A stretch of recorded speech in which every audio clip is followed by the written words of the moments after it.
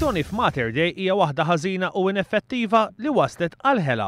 Hekk jikkonkludi r-rapport ta' John Dalli li żied jgħid li fl-isptar Mater Dei m'hemmx sistemi ta' tmexxija bl-isptar qiegħed f'anarkija totali. L-istess huwa tal-fehma l-kap eżekuttiv tal-isptar Mater Dei, Joseph Caruana. Jistax ikun li jkollok ħela imkien. U l-enfasi kbira tal-rapport ta' John Dalli u f'dawk l-aspetti prinċipali ovvi fejn hemm ħela li tista' tiġi kontrollata.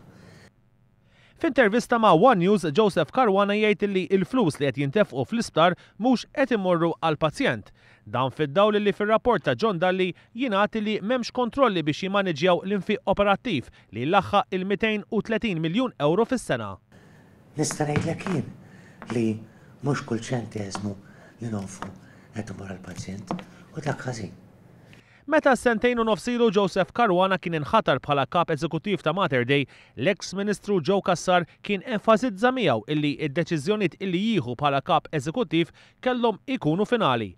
Iżda Caruana jgħid li fil-verità dan ma kienx minnu għaliex ma setax jieħu deċiżjonijiet minħabba intħil minn dipartimenti oħra. Għalfejn jiena għandi biex nixtri laptop għall-klinik tiegħi inġib permess mand il-mita.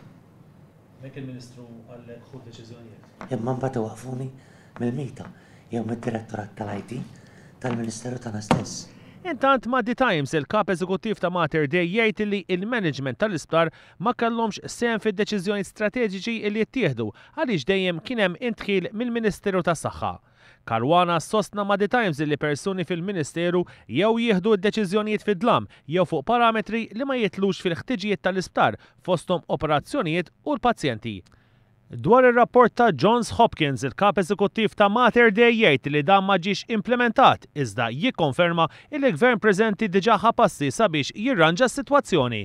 Chapter fuq l-AND li jgħid ċaru tont l-AND tagħna huwa żgħir.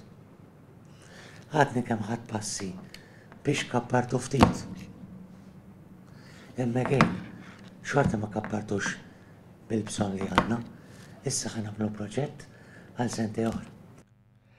Sa issa dew 3 ijiem minn mindu ġie ppubblikat ir-rapport ta' John Dalli, bl-eks Ministru tas-Saħħa Joe Cassar u l-kap tal-Oppożizzjoni Simon Busuttil jibqgħu